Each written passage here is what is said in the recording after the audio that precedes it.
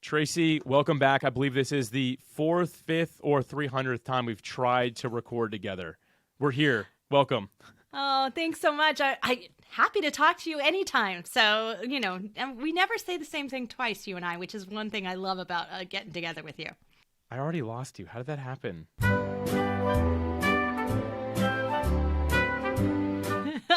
You froze up, but I heard you. Oh my gosh. I'm going to keep that in here for this reason, because of what I'm going to share next. The only thing that scares me about podcasting or speaking or anything, because people ask me like, wow, Alex, you've done this a lot, and not to sound prideful at all, people are like, what makes you nervous? There's only one thing, and it's the tech, because like there's just no telling if it's, you can have the most expensive stuff in the world. Like I'm thankful that I've worked my way to having like all the best gear, the best internet you can possibly buy. And sometimes you wake up and it's like, not today, Alex, right? So, not today. I know, it's crazy. It's wild. But anyway, I'm really glad to have you here today, and we're just going to jump straight into it with flaws and all, because I think that that's one of the beauties of podcasting, and I think that we share that love for it. I want to talk about your start in podcasting. That's where I want to jump into first. And I say that because I know that you had a really sexy start in podcasting. So you mind sharing your first show and kind of what got you into this whole industry? Yeah, I mean, not such a sexy topic, at least unless you're a real techie, unless you're a real tech geek. So it's called WTFFF, and FFF stands for Fused Filament Fabrication, which is a geeky term for 3D printing. And we started it in 2014 to 2015, like right around the cusp of the end of the year there. And it was one of those things where I'd been a podcast listener for a while already, and we wanted to go out and sort of test a market and just check out and see if there was interest in some of this 3D print stuff in the space that we were in. And we thought, okay, well, let's start a podcast that's pretty low overhead. I didn't want to do video. I didn't want to have my hair done every day. And there wasn't live stream back then, so it wasn't as, common. So that's how we got started. But really quickly, within about 5 months starting, we ended up featured in Forbes for being one of the fastest growing podcasts. And we got 100,000 listeners a month to our show. And we discovered just some usual things at that time. And everyone was like, what are you doing? And can you just do this for me? That's how we ended up in business too. Right. So today we're talking about the state of podcasting, the past, the present, and future of podcasting. And we're taking a slightly different approach than we have in the past. I just want to kind of hear your journey. Now, clearly, to achieve what you achieved, like I made the joke being a sexy podcast, it just wasn't, because everyone expected something way different when I said that if they didn't know your journey, right? You clearly brought something different to the table when you joined podcasting, because that just doesn't happen. And sure, 3D printing was kind of like a little bit of a buzz, but still, you brought something to the table when that would have been very hard to discover. Can you just share what you came to the industry with and how on earth that happened for you? Well, one of the things is I didn't follow anybody's one course, one thing. Like, that's just not my process, because Tom and I were product developers, and Tom Hazzard's my partner and my husband, and we were doing our podcast together, so we co-hosted together. And we just really both, of course, divide and conquer. So he was going to take care of all the equipment, and I gave him all the videos to watch. Like, I literally gave him 10 different videos to watch about what equipment to use, what might be the best. And he figured it out. Because we had the co-host situation and we were in the same room, it was a little bit more complex. And I was like, I'm not going to have to deal with that. He'll deal with that. So that was a divide and conquer thing that really worked for us. And then the second part of it, though, is our product development process that we use involves a lot of upfront research and figuring out how to make what you're building, whatever it is, unique. And that unique selling proposition, whatever it is, has to be obvious, because Tom and I used to design products that would go on the shelf at Walmart, Target, Costco. So there's no sale in that process. It's an unassisted sale. And so it has to sell itself right off the shelf. Like, that's how we always design something. So we would design something that was so obvious in its features and benefits and why you should buy it, that it was just right there in front of you. So that's what we wanted with our podcast too. So we named it the way we did. Like, every decision was made with this screening process in mind, but also a research on what everybody else was doing, what everybody else recommended, and then reading between the lines, because I read like 5 different books on podcasting and how to do it, and I followed a bunch of different videos and a bunch of different podcasts about it. What I started to see was there was this pattern of what they weren't saying. And that's what we dove into. What they weren't saying to do was what we wanted to do. And so that's how we developed our sort of unique kit. So the 3 things that we did that were different is we did 5 days a week. Absolutely did 5 days a week.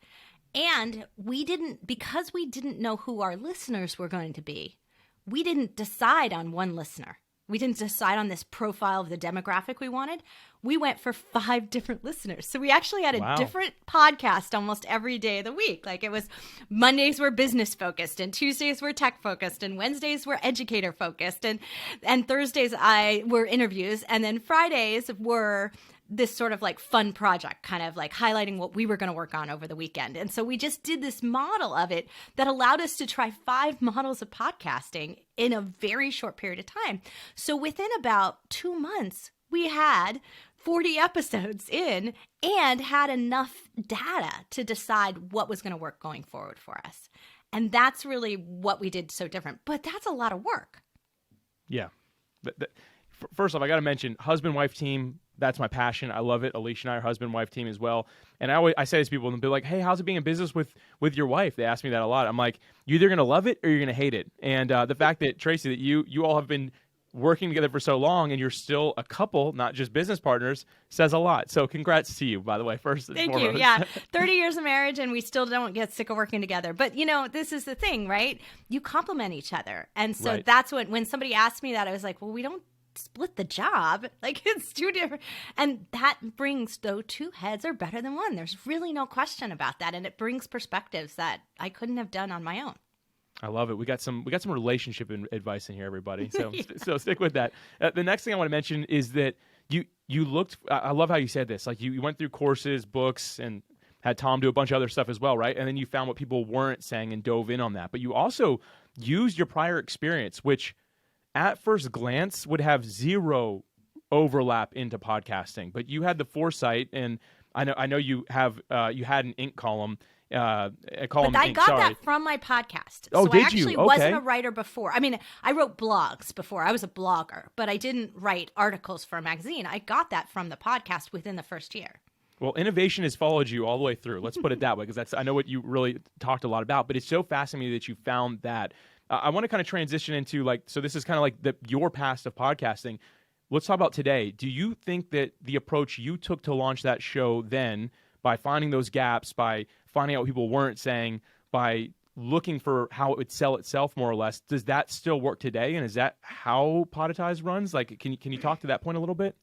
Yeah, I mean, I think that we're always looking at the gaps. That's one thing that Podetize does. Like, our company is always looking at the gaps, but we're looking at it from that independent business podcaster perspective.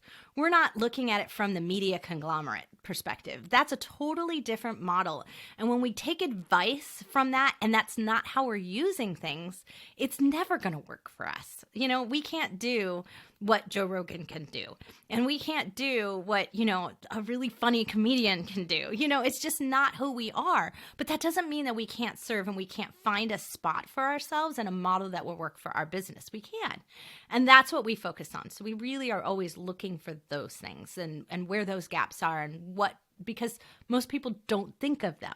So they don't think to fill them. And then we look for patterns. And I actually have a textile design degree. Most people don't know that, but I not only did I design products, but I have a textile design degree. And ever since I was a child, my mom will tell the story of I could identify when something was wrong with a pattern of something.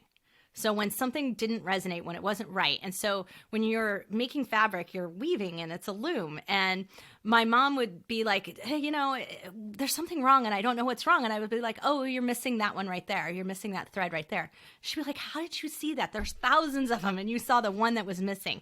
It's my gift. It's what I do. And so when we look at the patterns of things, and we have enough data now because we've launched over 1,000 shows, we can really see what's working and what's not in a way that others don't. And then decide well, what do we do with that? Is it useful? Can it turn into something that's great?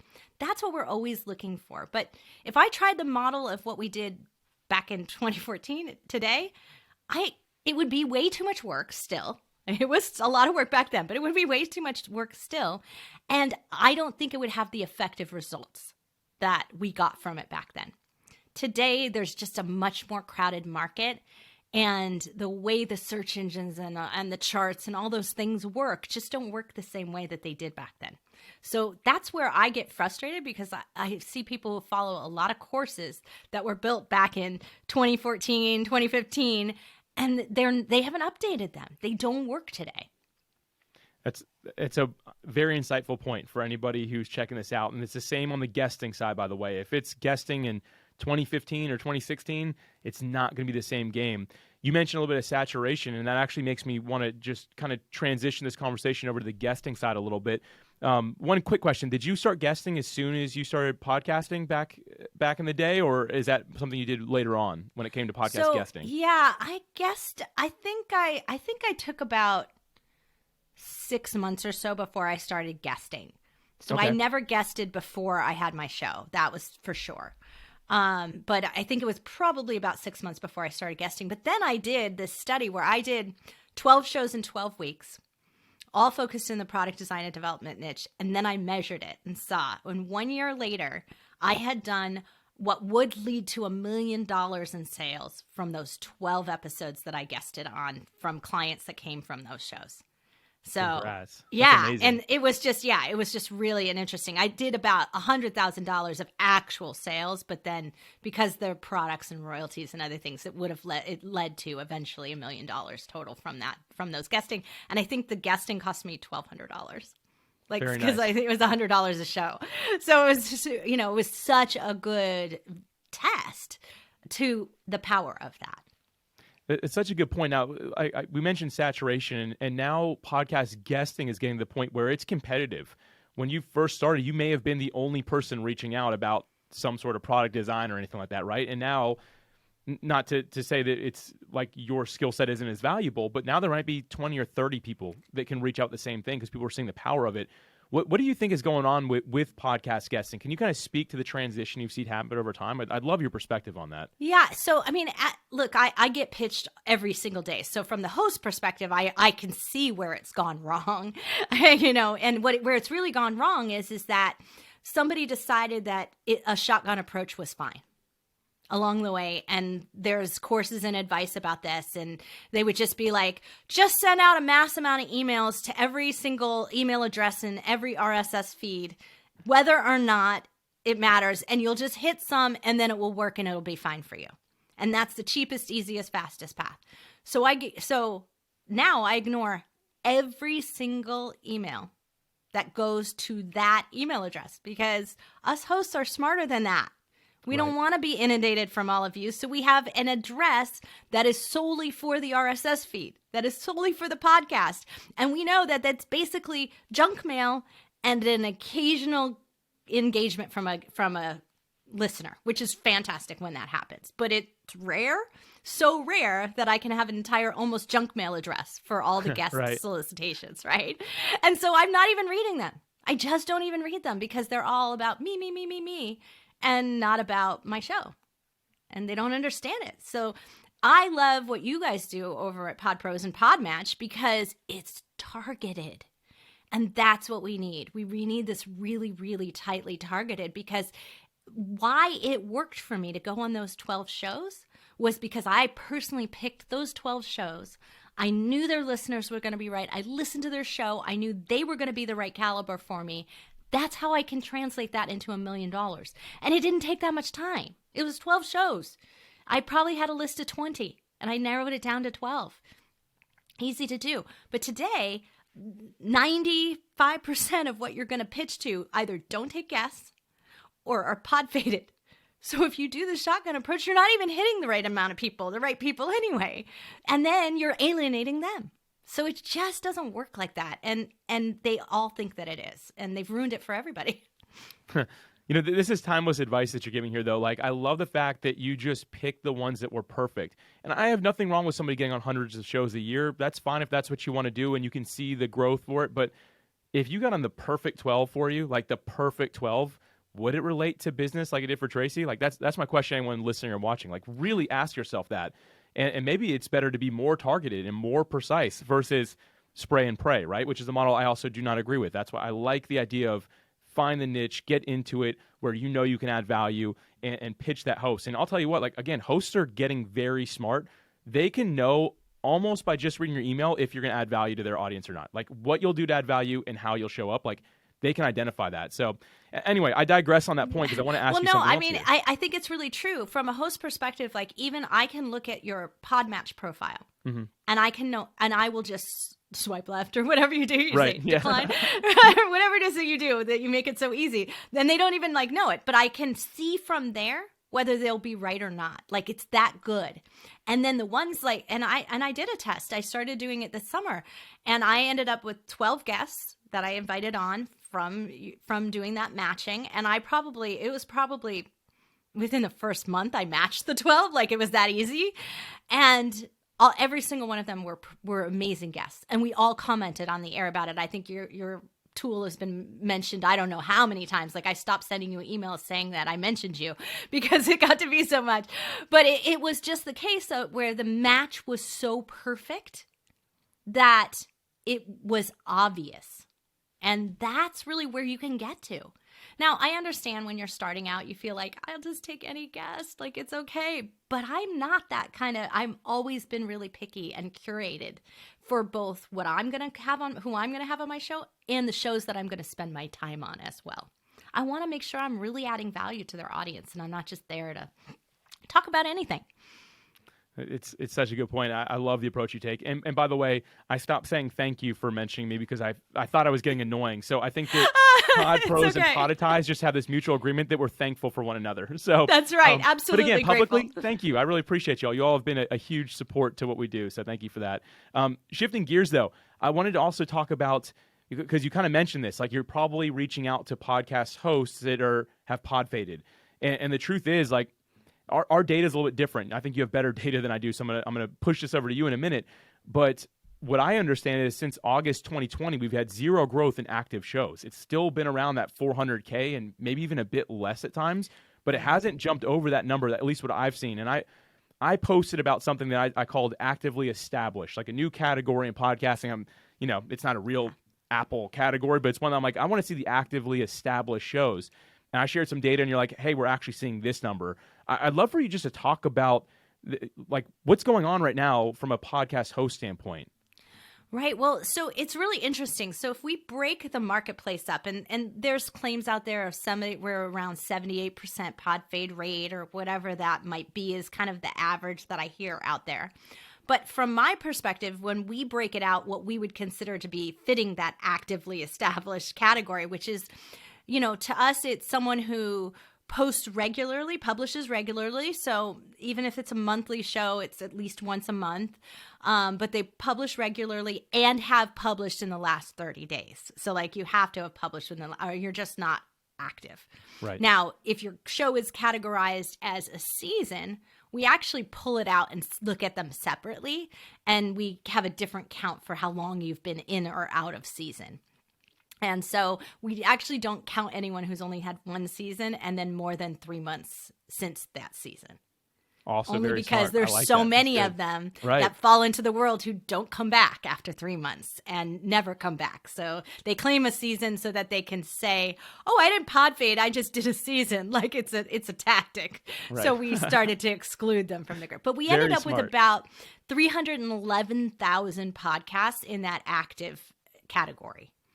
And the difference, though, is if you look at the 2.5 million out there and you look at this 311,000, there's this real distinct difference between how far they go, how established they become. So the pod fade rate or the average number of episodes that they've achieved are well over 25 on the 300,000 and really close to 11, which is that break number. around 11 for the other side of the marketplace, for the Podfates. So they quit before they hit that mark of something that's going to be valuable to them. Because until you hit about 25 episodes or more, you really don't have a sense of your audience, a sense of what's working for you, a sense of where you're going to achieve your value from. You don't get settled into the process for yourself. You haven't got the tech all handled. You're still concerned about all those things. 25 episodes is a magic mark for that. Now, those of us who did 1 day a week, like we can accelerate through that and get it in 2 months, or it can be 6 months. It just depends on how you podcast, right? How fast you're going to learn that and get to that stable of information. But it is still the same. So those podcasters are achieving more. You know, I'm wondering, do you have any insight as to what helps a show bridge the gap from 11 to past that 20 some odd mark, right? Like, is there a way that you could look at a show and almost say, yeah, this one's going to make it, this one probably won't? I'm just wondering. I don't think there's any, you're not some sort of like podcasting god, Tracy, okay? So like, there's no like definitive answer here, but I'm just wondering, is there some sort of indicator in your mind of what this looks like? And I think this is helpful for hosts to know if they fit that mold, but also for a guest, because a lot of us, myself included, I go on young shows sometimes, and I like to be able to do that and be part of their early stage. What do you think? Is there any way for me to kind of tell? Yeah, so this is kind of exactly how I use the Podmatch profile. So somebody comes in there, look, I want to support a young podcaster. So if they're brand new to this, I want to be there for them. But there are 3 indicators I look for. One, if they don't have a core website. So if they don't have a core website that podcast is hosted on or is housed on, where they're promoting it out to their own audience and stuff, I know they probably have a weak email list. They probably have not done a great job of promoting the show and getting it out there. So that's kind of an indicator at first, that they just aren't putting it on their website in some way, shape, or form. And that's a problem. The second thing that I look for is then I go to their social channels. So if they do have a website and it's obvious that they have social channels, that's easy because you just click through and you go check them out. But if not, your profile has their social channels on it. And so I'll click through those social channels because someone might be very, very weak on their website, but they may have a great Instagram. And so I don't want to like just preclude them based on that one piece of criteria. If they have both, easy choices to make. Like I'm there. Then the third thing though is I'll go and check their podcast profile, and what I'm looking for within that, in the podcast listing, I should say, is that they're posting consistently and constantly for all the dates, so that they're week after week after week. For me, it's my personal choice that I won't go on a show that isn't weekly. So at least once a week, I'm just not going to waste my time because they podfade at a higher pace when they only do one a month. So it's just an easy choice there. So if they're weekly, then it's great. If they're consistent about it, even better. And then the next thing I really check is, how are they titling the episodes? That's the last criteria I have. If they're titling them with just my name, then it's a waste of my time, because it's not saying what I'm an expert in or any of those things. So if they've just done this kind of, then it's really what's in it for them is they want their name associated with my name, and it's not really what's in it for me to go and guest on that show. And that's my decision right there, is like those simple things, and you can see it. It's really apparent. You know, that's so insightful. I love that. I actually learned a little bit from that. So I'm going to be implementing some of what you shared, and I hope everybody listening and watching does the same. Tracy, this has been a super fun conversation. I just want to end with kind of the future of podcasting here. And as an innovator, as a true thought leader in the space of podcasting, I just would love to know quickly what you think is next for this industry. Well, what we're working on next is actually putting this data that I was talking about into a format of which you can search through. So anyone can go and search through it and assess a score number based on what we see as the potential for that show to continue to grow. And whether they're on the decline or in the incline, right? Are they growing or are they sinking? So that you'll also know, are you catching a show on the upswing, or are you catching a show that's kind of past its prime? And that, I think, is, the charts mislead us. The charts have a lot of shows that have actually already podfaded, and they haven't caught up to let us know that they're out of favor. And there aren't really active listeners on there, and they're not doing as well anymore. So the charts are totally misleading, and we want to provide an antidote to that. So I think that that's the real case. Is if I can get, I know I can't get everyone to listen to a show before they decide to go on it, I know it's a lot of work. So if I can give you my scoring system that I use internally and help you do that, that's my ultimate goal, is to empower the podcasters to grow their show, know exactly what they need, and the guests to be able to say, wow, this is going to be a perfect match for me. Then you know what? The listeners all win. And at the end of the day, the listeners decide. There's no question about it. If they're not listening to your show, that guest isn't getting heard. If they're not, there's no advertisers, there's no sponsors, there's no fun for anyone if the listeners don't engage in that. So we all have to make the listeners happy. That's so good, Tracy. You deserve some sort of award in podcasting, I think, for helping make the future better for us all. So anyway, I really appreciate what you do. I appreciate Podetize. Love the friendship partnership we have. And thank you so much for being here today. Thank you, Alex.